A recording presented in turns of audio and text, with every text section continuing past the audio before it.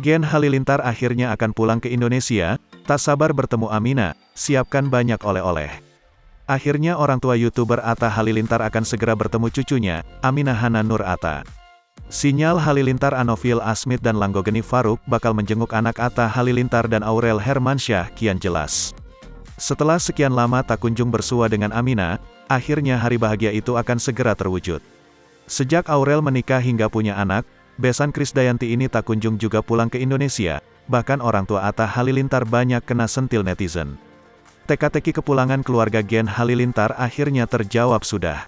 Dilansir banjarmasinpost.co.id dari Instagram @genhalilintar, Senin, tanggal 3 Juli tahun 2022, akun keluarga Atta Halilintar tersebut menyampaikan kabar baik ini. Bahkan sebelum pergi ke Indonesia, Gen Halilintar lebih dulu memborong belanjaan di Mekah sebagai oleh-oleh. Borong oleh-oleh sebelum ke Indonesia.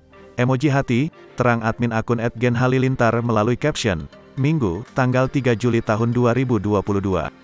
Tampak dalam foto yang dibagikan itu, kedua orang tua dan adik-adik Atta Halilintar memegang goodie bag satu persatu.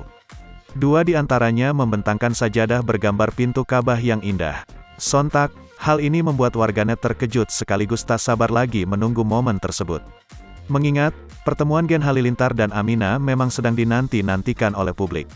Bahkan Krisdayanti, sang besan pun juga menantikan momen tersebut.